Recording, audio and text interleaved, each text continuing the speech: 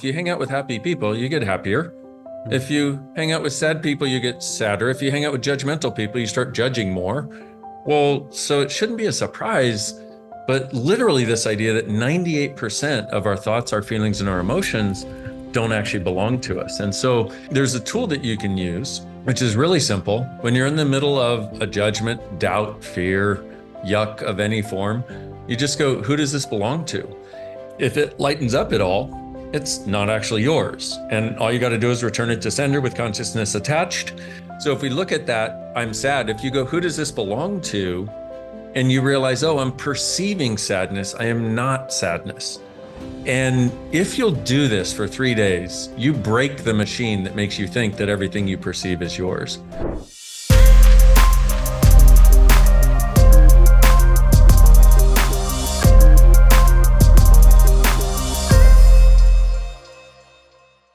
Welcome to the Dr. Espen podcast. I am Espen. Today I'm joined by Dr. Dain Heer, an author, changemaker, speaker, and co-creator of what's called Access Consciousness. You might have heard of this, which is one of the largest personal development companies practiced in over 176 countries around the world. He's also the founder of the International Being You Day. I read that and I was like, if we take one day out of our 365 days and just fully be us, imagine if we could continue doing that. I want to talk a little bit about this soon. I think this is a great initiative. Dr. Dane has, for the last 20 years, traveled the world now, sharing insights on happiness, relationships, personal development, growth, and more. After he grew up in the ghetto in Los Angeles, he was exposed to a constant abuse that he never chose to be a victim of.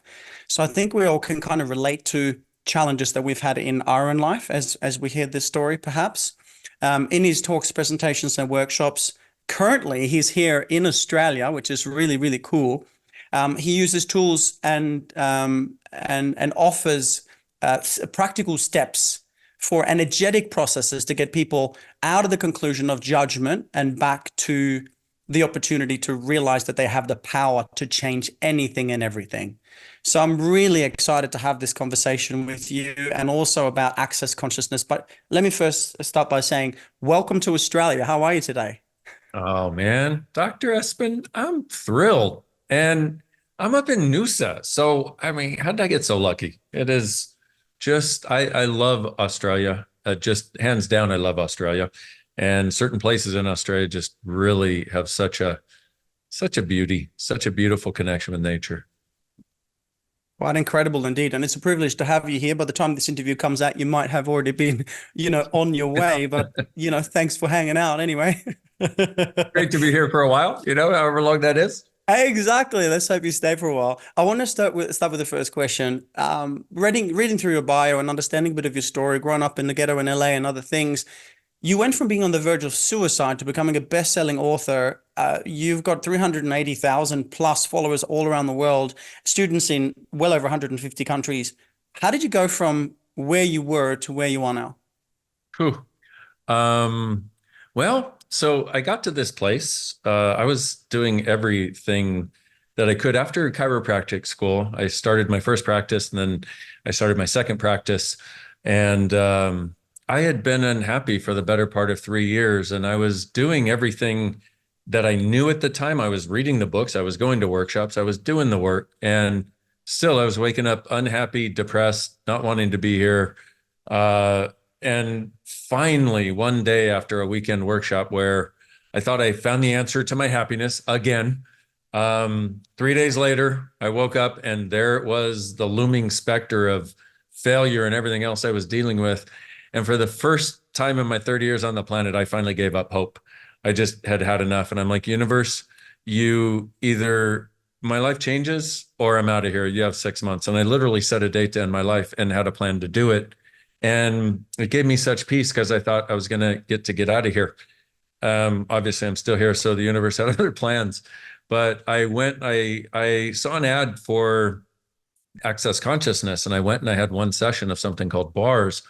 And I went into it literally angry, depressed, and suicidal, wanting to get the flock out of here.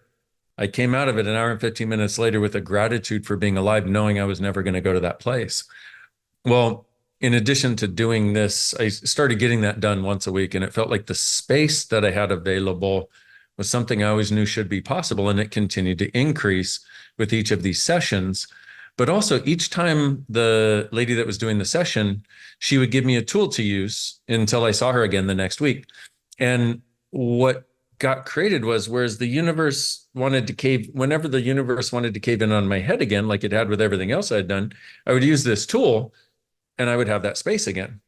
And it just kept increasing and increasing and increasing. And I remember after that very first session, I was like, if it feels this way to be alive, and if this amount of change is possible this fast, I'm in. Because I became a chiropractor. I'm much like you because I wanted to change people's lives. You know, I saw people creating miracles. I just couldn't seem to do it somehow. And once I was introduced to these tools and this way of looking at things, I went, this is actually possible. So that's a very long answer. And the real short answer is, what I tapped into was the awareness of what's actually possible for us to be. And not that any of us has to be like any of the rest of us, but a sense of the lightness and the miracles we're actually capable of if we just have the tools to be able to institute them. And so I'm a big fan of the tools, but I'm also a big fan of the acknowledgement of the miracles that we are capable of and that our lives can be if we choose. Beautiful. And just before we hopped on, we talked briefly about the innate intelligence scientifically proven to be within every person, or that is every person.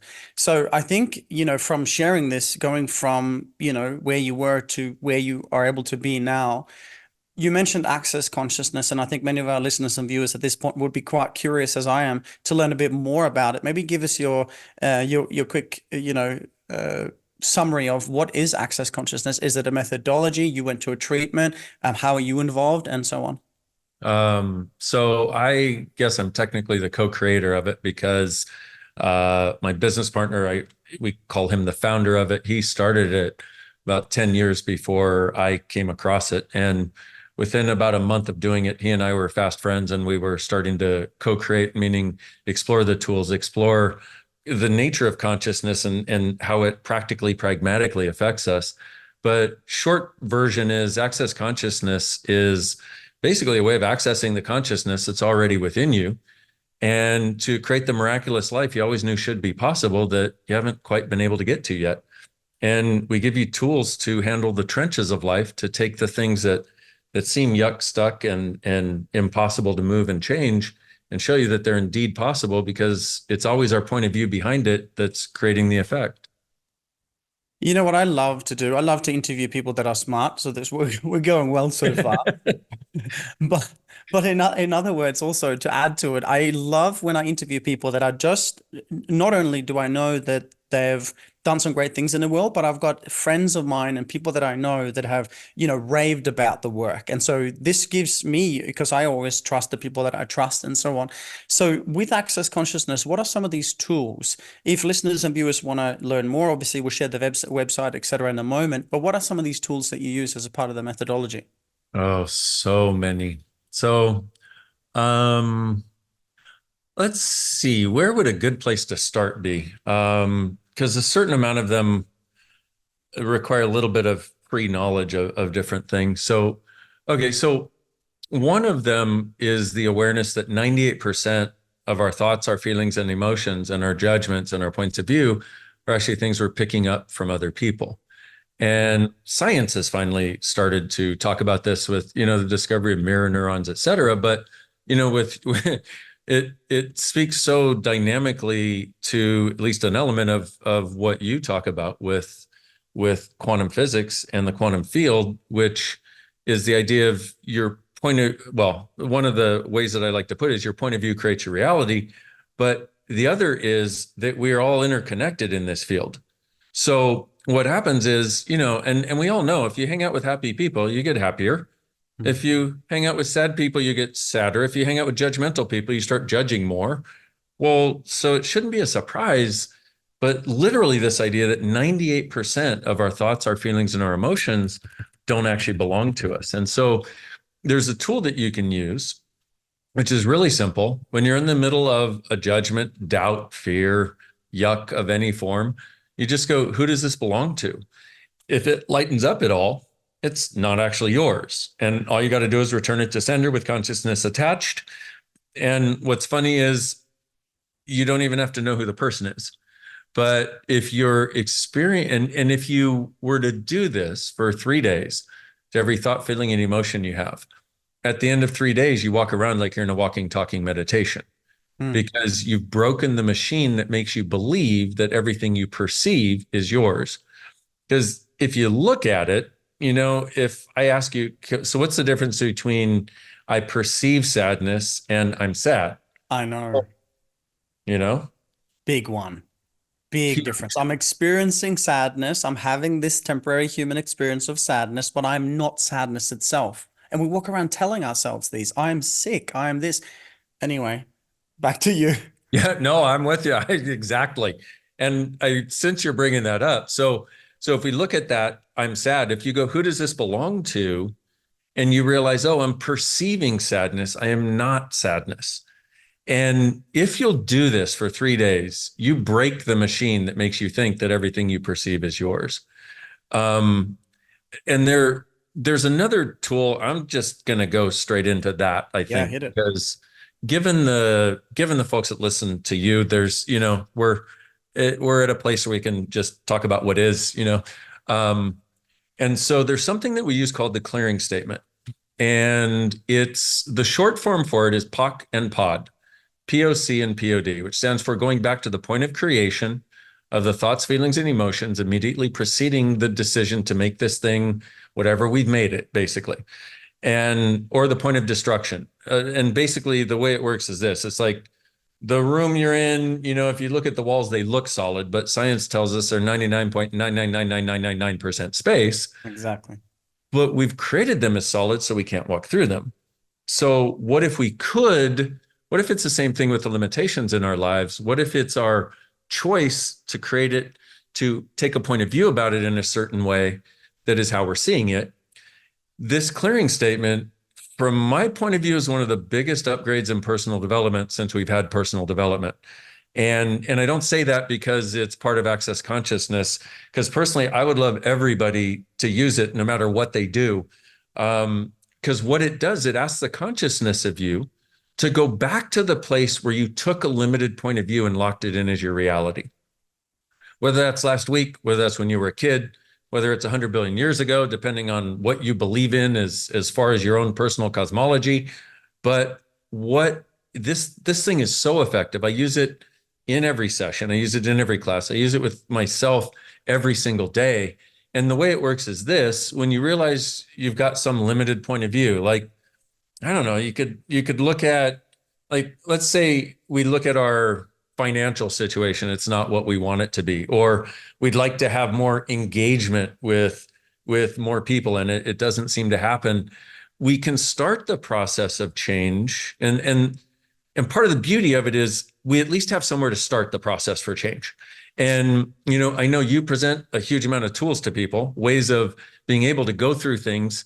And this can add to that, but also it's like, if we just have somewhere to start, if we can just pull one string on this ball of yarn that has been, twisted and bent in our lives, this starts to create a place where there's some space for something different.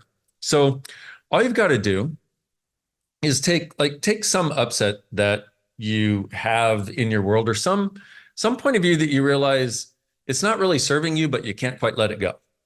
Okay. And I'm sure we could all think of at least one, if not hundreds of thousands. Okay. And all you got to do is just get it, just be with it, and just go, okay, everything that is, I'm willing now to let it go. Okay. I'm willing to destroy the structure of it. I'm willing to uncreate it, but basically I'm willing to let this go. So everything that is and everything that holds it in place, if you're willing to let it go, all you got to do is just acknowledge that. And then we run the clearing statement, which is, short form is POC and POD. You just go POC and POD all that. The long form is right and wrong, good and bad, POC and POD, all 9, shorts, boys, POVADs, and beyonds, which we have a video. We have a website called theclearingstatement.com. It's free. There's a 20-minute video of us, my worldwide coordinator, and I explaining it. But the short form for it is POC and POD. And what that does is it's like, you know how in the world there's cancel clear as a way of trying to change something. You say something, you're like, oh, I want to take that back. You say something, you realize it's not serving you, or you do something and you realize it's not serving you. All you got to do is go, okay, everything that is, I let that go now, and POC and POD. And it sounds deceptively simple until you try it. And it is actually deceptively simple. I was going to say it sounds almost too simple until you try it. And then you realize how simple it can actually be to change what are some of even our most fixed points of view, because it's like you pointed out, and I'm not sure if that was before we started recording or not, but this oneness that we are is not about fixed point of view. It's about flow, continuous flow. So anywhere we're taking a fixed point of view, anywhere we're solidifying something into a negative or a positive or a separation, that's basically going against the universe itself, and we have different choices available. Wow. Okay, so this makes a lot of sense. And as you said, imagine if it actually is and was that simple. My point of view on this is really simple. We are unique expressions of source, entangled in a field of intelligence and everything, everywhere, all the time. And as conscious creators, we can choose to, and I'll put my spin on it, cut the cord and undo, I don't know if you want to call it karmic contracts or a quantum entanglement principle within a field or a person or a situation that you've entangled with, that you believe to be yours. And so because you believe it to be yours, you're co-creating it all over and over and over again, but you can let that go and send it back to sender. And as such, then it allows space for more of the co-creation that you want to have based on love rather than fear or entanglement in a lower vibration. Is that about accurate?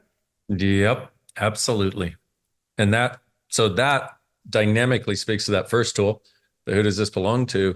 And then the second actually allows you to actualize that.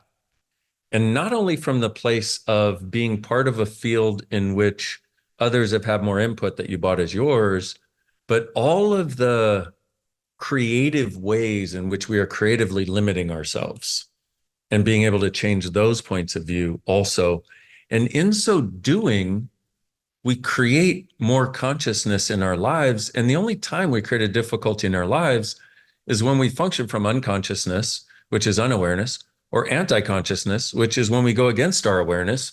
And so what this is about is undoing the unconsciousness, undoing the anti-consciousness, so that the consciousness we naturally are can allow our lives to work as beautifully as they actually should.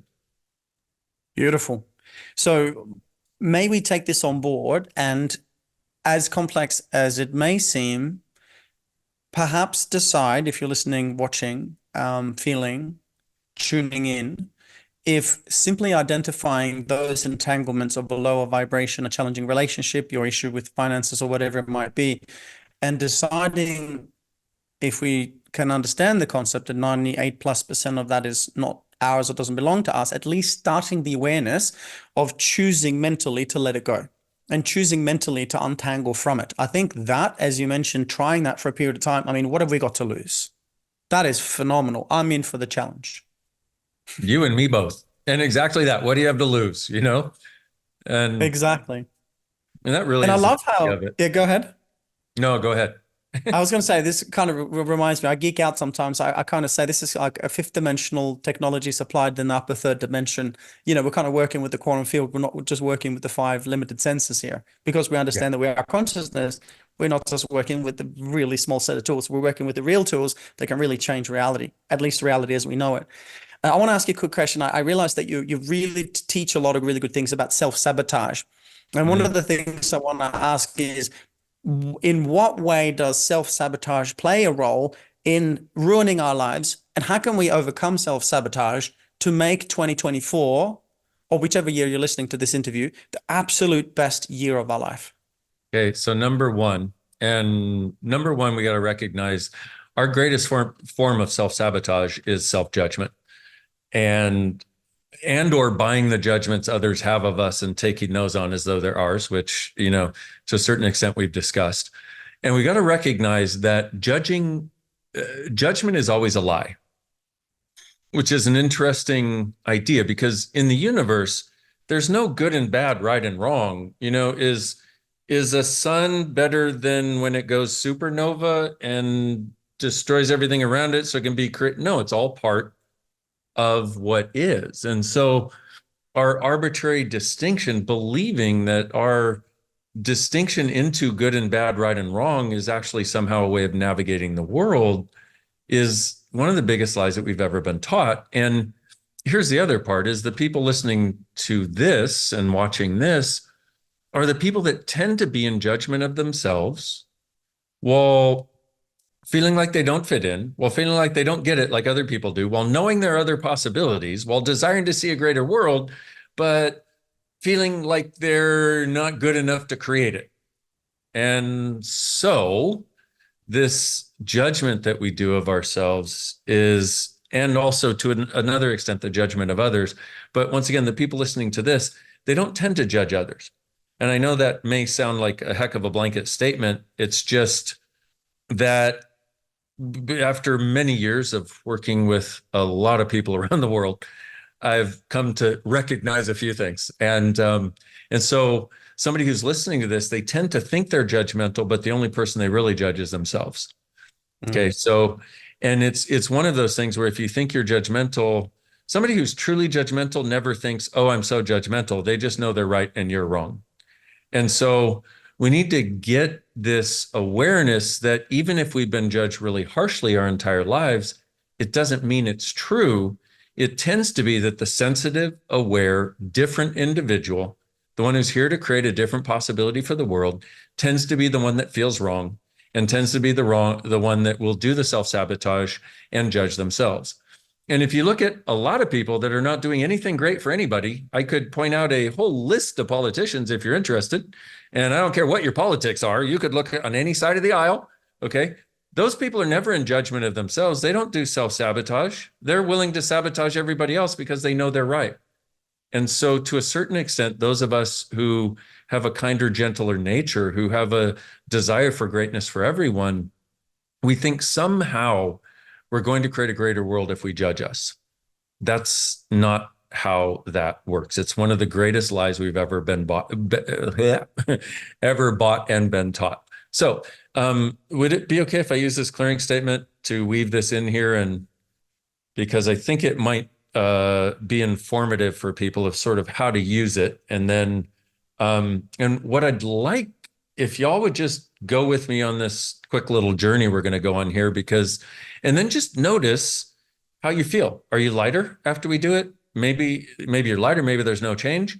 If you're heavier, that is very seldom, but if that's the case, then there's something else that needs to be addressed. But as we do this, so let's do this. So everything you've done to learn that judging you is appropriate, and it will be a way to make sure you are not a bad, terrible, vicious, mean, awful, evil person. Will you let that go? Or is the way I like to say it, will you destroy and uncreate it? Destroy the structure and uncreate, meaning take your creative energy out of creating that fixed point of view and let it go forth so it can actually be used to create your life. Everything that is, will you destroy and uncreate it, please? Thank you. Right and wrong, good and bad, pot and pock, all nine, shorts, boys, poveds, and beyonds. Now, for those of you who think it's time for the little men in white coats to come take me away, you might be right. But I will tell you, if you start using this, you're probably going to see something change. Okay. And so also, everything you've done to believe you have to be perfect and that everything you do has to be right, good, perfect, and correct. And so you judge you to try to be right, good, perfect, and correct because somewhere you think if you don't, you're going to be a bad, terrible, vicious, mean, awful, evil person. Will you destroy and uncreate that and let it go, please? Yes. Right and wrong, good and bad, pot and pock, all nine, shorts, boys, poveds, and beyonds. So now all of the strategies that you've developed that are about secretly judging you and simultaneously trying to maintain a sense of lightness and a sense of positivity and believing the lie that there is so much to judge you for that you may never get there to that lightness and that positivity you desire. Will you let that go and destroy and uncreate it, please? Yes. Right and wrong, good and bad, pod and pock, all nine, shorts, boys, poveds, and beyonds. So also everything that doesn't allow you to recognize the gift of actually liking you, caring for you, having your own back, and being a nurturing source for you. Will you destroy and uncreate it and let it go, please? Yes. Right and wrong, good and bad, pod and pock, all nine, shorts, boys, poveds, and beyonds. And now while we're at it, all the lies that you bought, let's do this actually.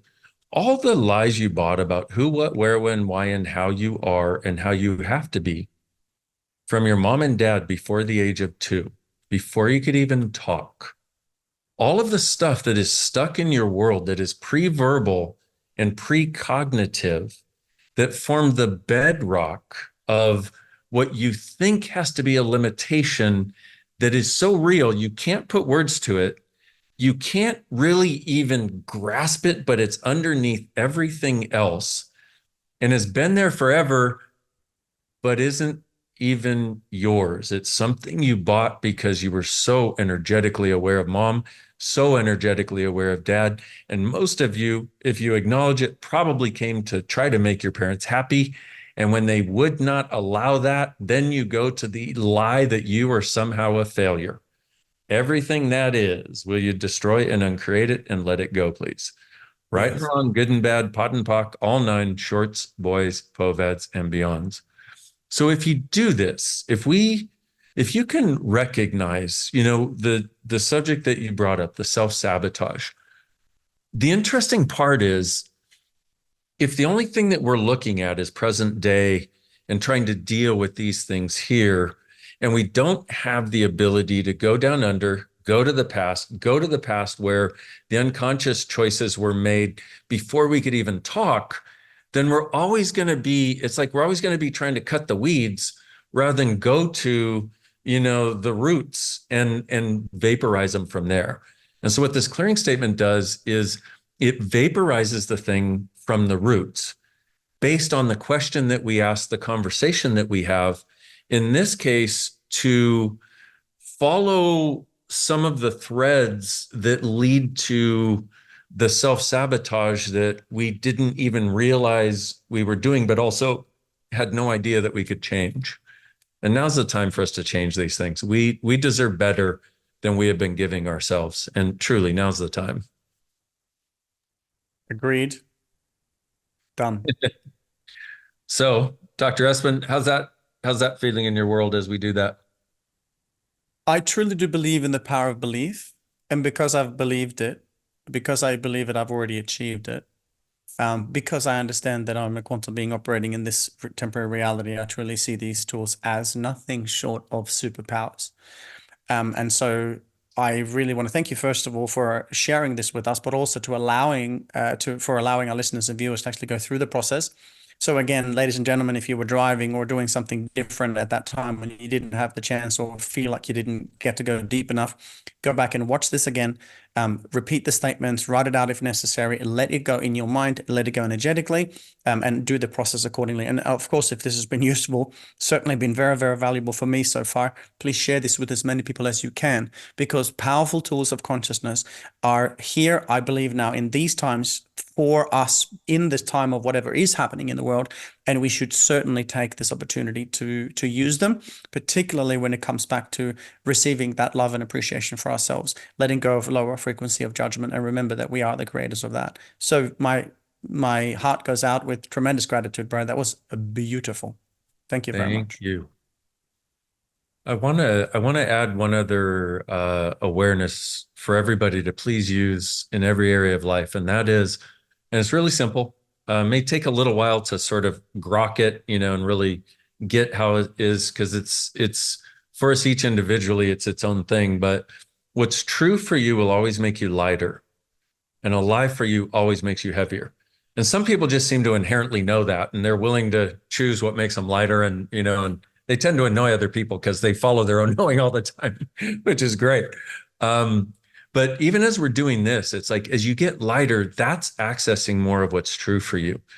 And so we've all bought so many lies about everything. And yet there's, like you're saying, it's time for some miraculous tools and some miraculous awarenesses that take us not from linearly, pulling apart each brick in the prison of our own making, but like exploding the damn thing and then starting from there, Mm. and this awareness that what's true makes you lighter. Anything that makes you lighter is true for you, even if it's not for the person next to you, even if it's not what you thought was light.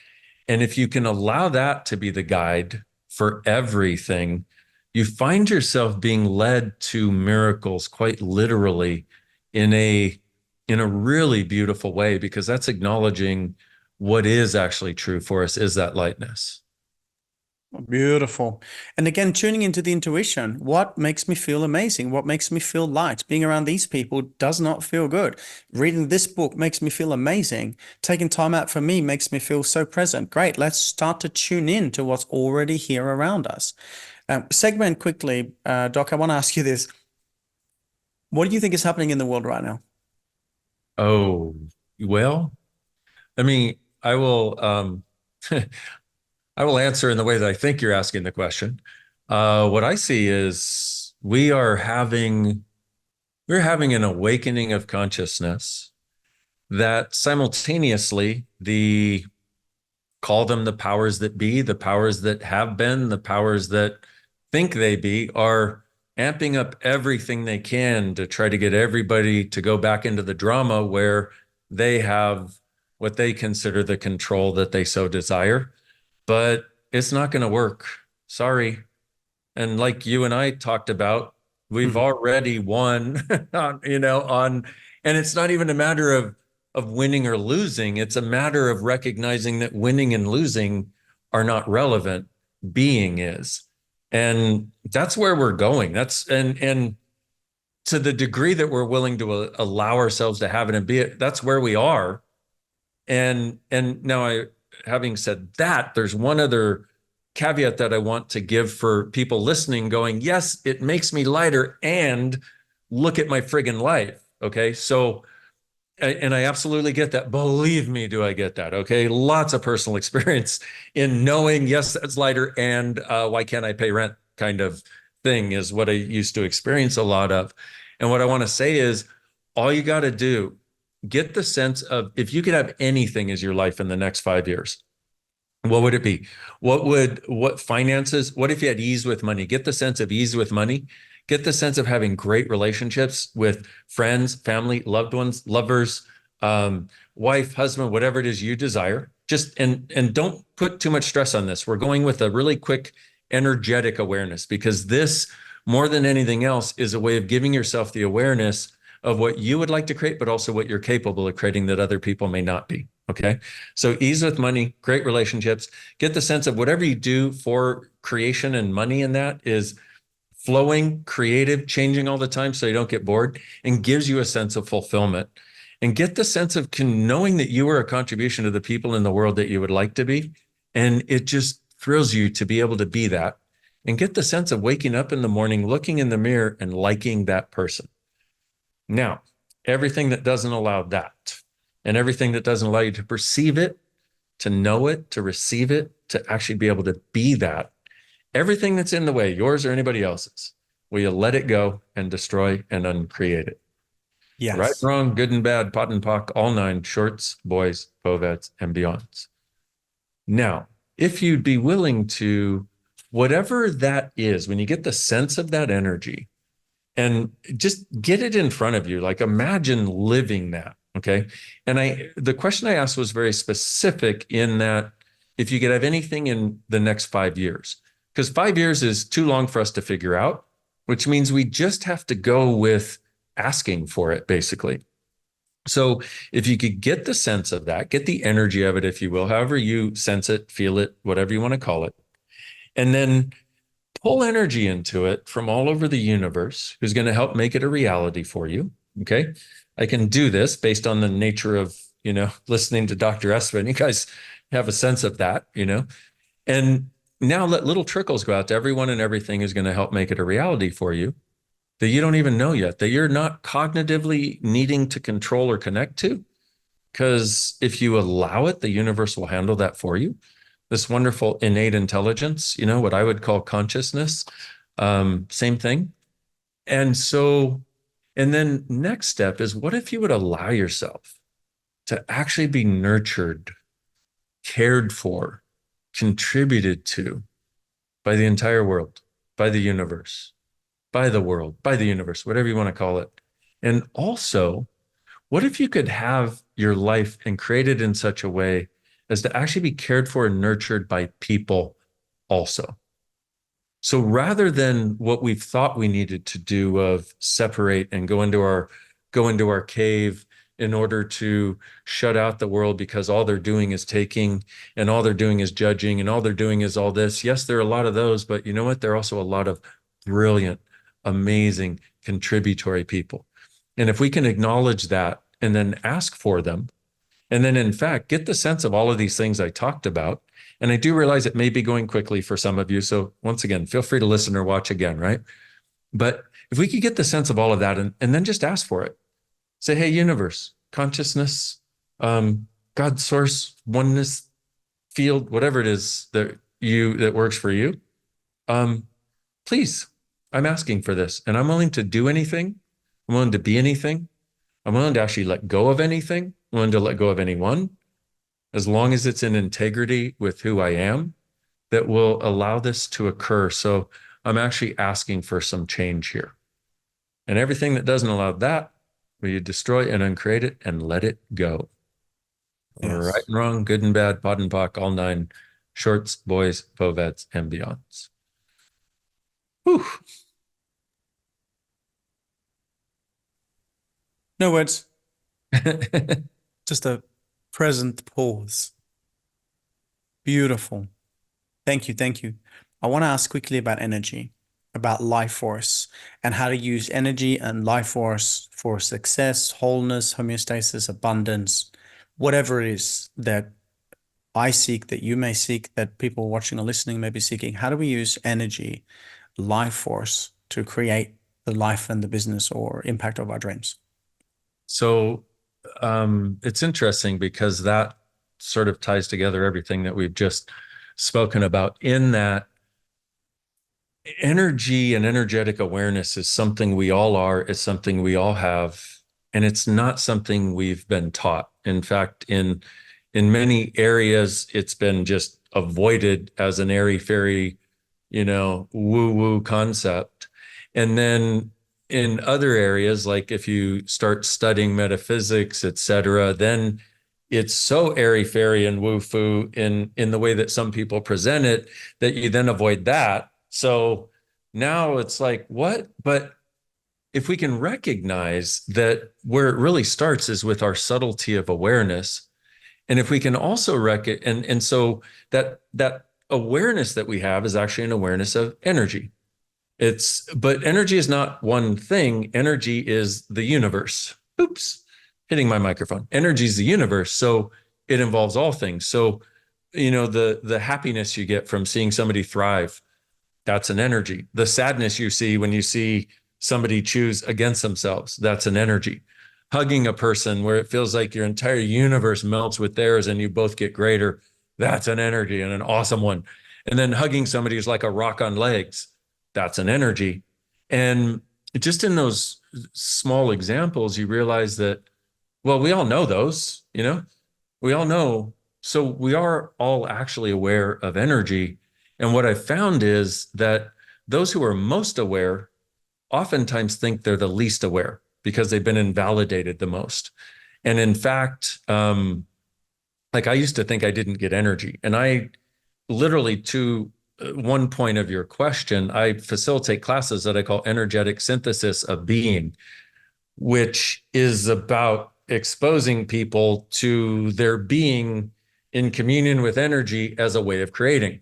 So, but I thought I didn't get energy because when I was a little kid, I was so sensitive and so aware, and I experienced so much abuse, literally physical, sexual, emotional, every form of abuse available, that I went, this is too much. And I just shut it all out.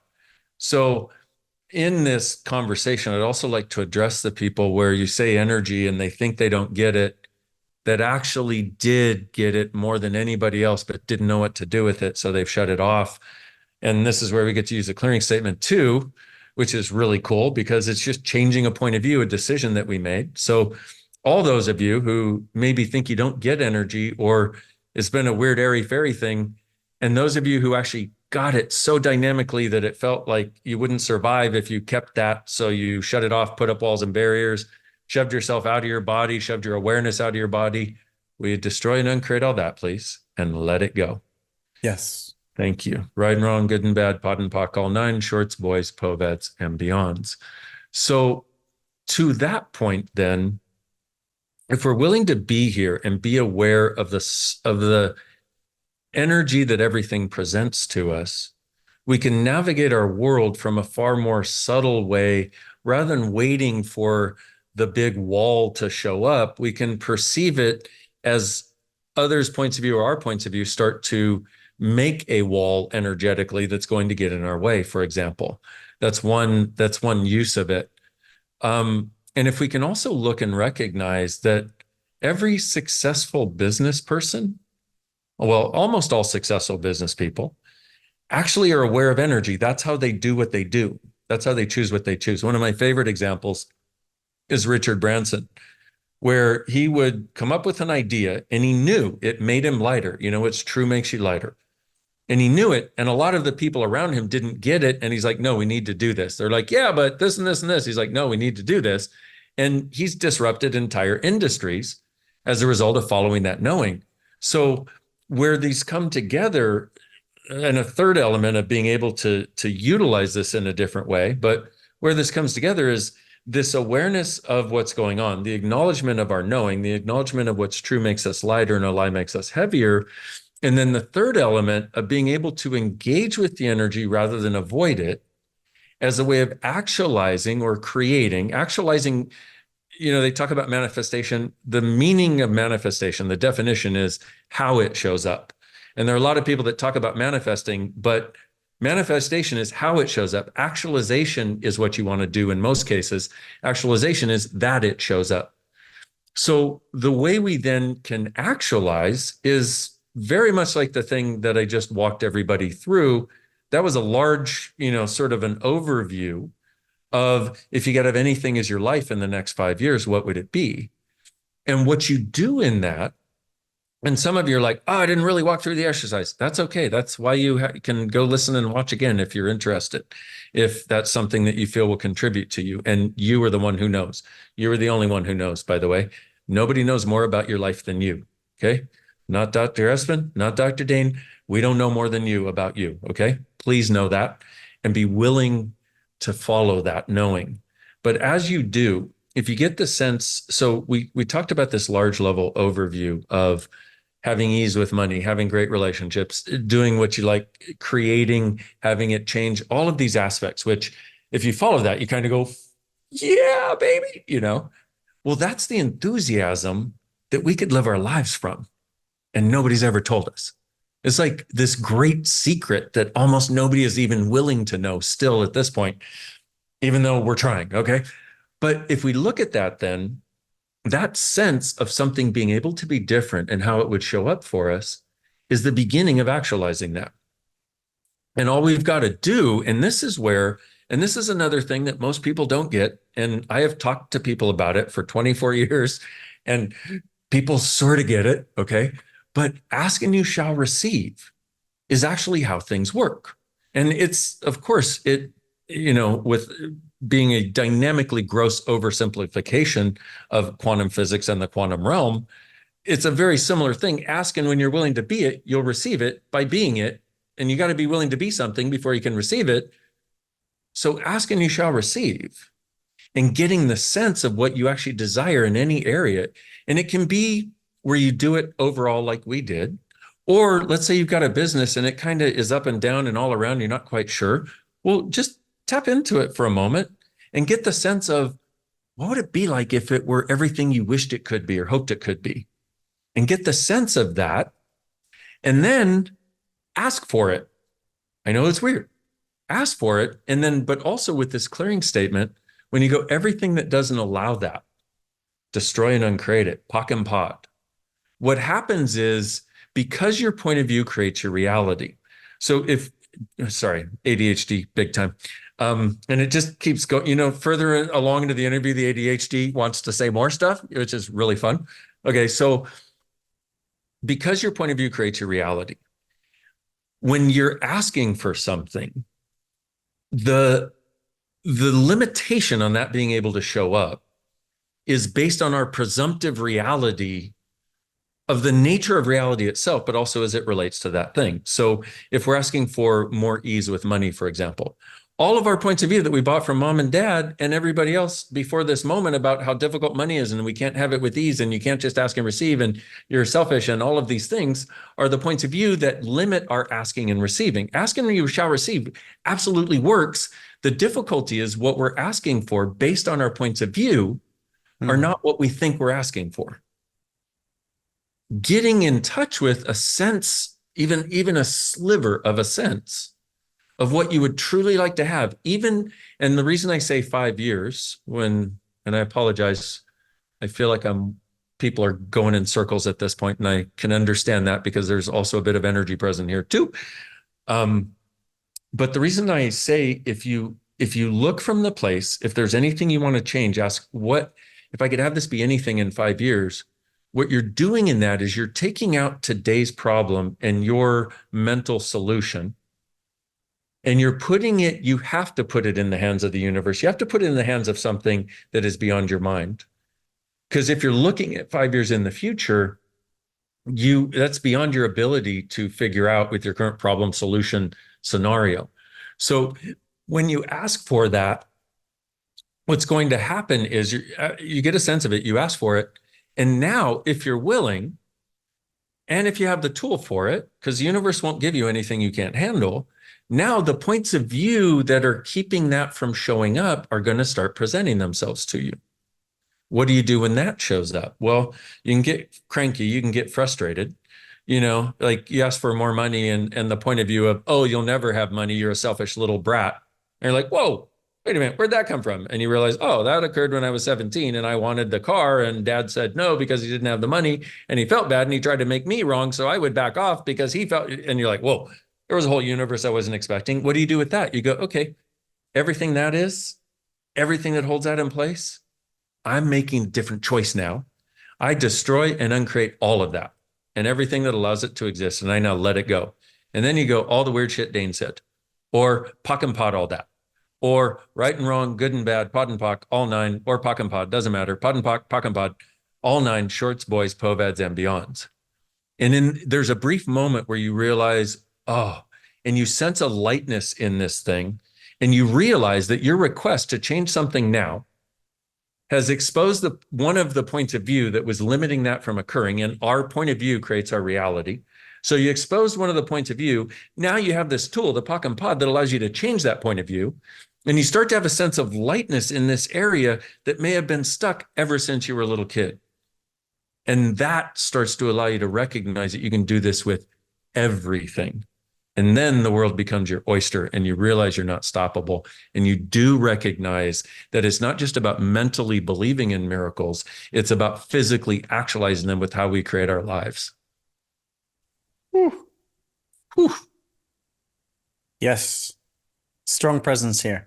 I trust that for those who have been watching and listening, breathing into this, that you've identified some things in your life that you could use this process on. And with powerful tools, you could do this across all the things that no longer serve you. I want to ask you there's two last questions, okay? My favorite one at the end. But before that, I want to ask, can you please give us your 2 cents worth on the power of gratitude and why it's so important in our lives to experience, receive, and express gratitude? Absolutely. What's very interesting is I was doing an interview recently with this really cool guy. And he said one of the things his father taught him about when he was from the time he was young was he said, appreciate rather than expect. He said appreciation over expectation. And it was so cool because we had this conversation about the gift of having appreciation for everything rather than the expectation. Because what happens with expectation, projection and expectation are killers. Because when you project something, well, when you project about something or someone, and that thing or that person does not deliver, what's the next place we go? We go into judgment of either us or them. And we go into being disappointed, which eliminates the gratitude. And so what gratitude does is gratitude allows you to receive the gift, even for something that doesn't look like a gift. And so what it really does, it allows you to see the entire universe through the eyes of being gifted to. Every experience, every possibility. And one of the other things is they've done so many studies on gratitude at this point, which I think is just so cool. But one of the elements of creating the most successful relationships, they did this study with couples who were married for over 10 up to, I think, 20 some years. And they found that the primary element that determined their satisfaction with their relationship was whether or not they expressed gratitude for each other on a regular basis. And so it's an interesting thing to realize that the choice to be grateful, what it does is it allows you to receive the gift that is within something, no matter what the something is.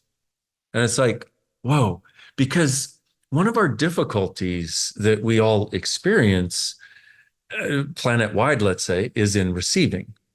And why do we experience that? Because we've been taught to judge that this is good, this is bad, and I'm bad if I receive bad stuff, and I'm a bad person, and then this is good, and I should only receive this. But once again, you're trying to cut the universe in half and only take half of the universe.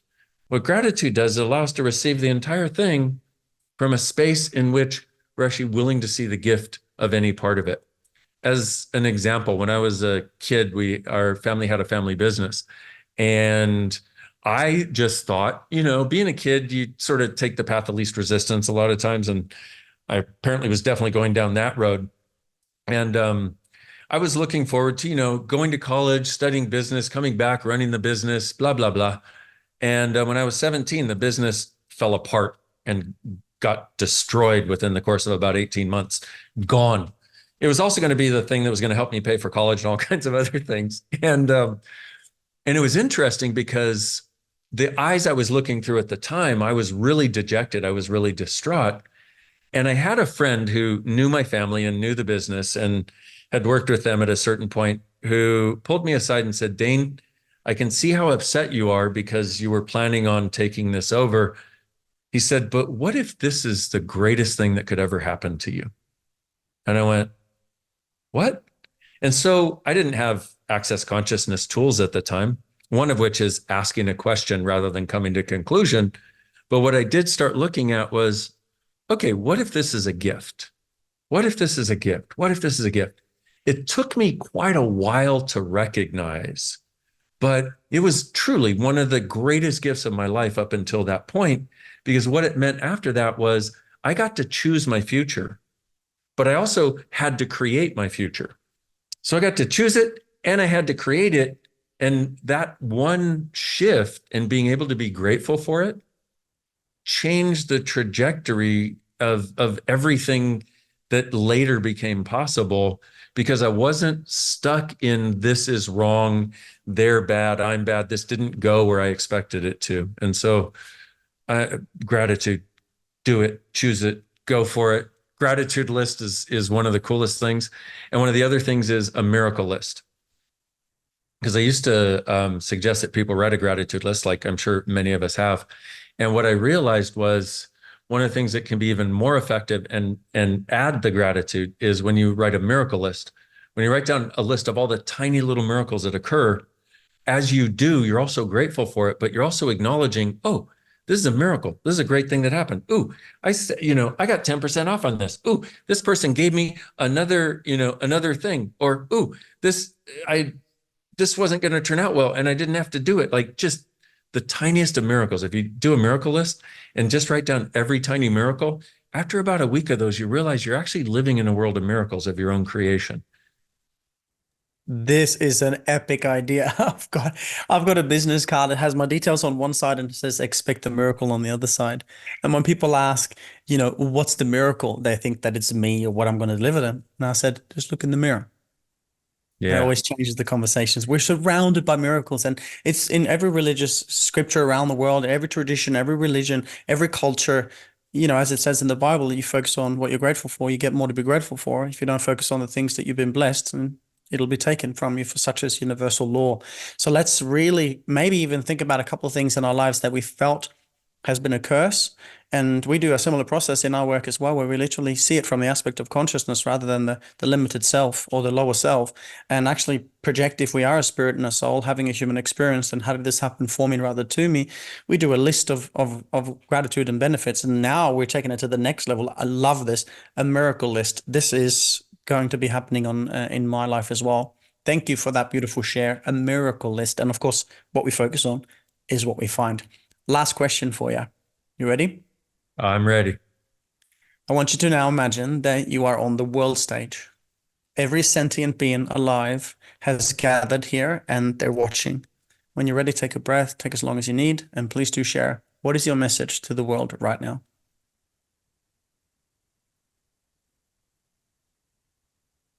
Now truly is our time and our space to wake up to the greatness that each of us is as a being embodied.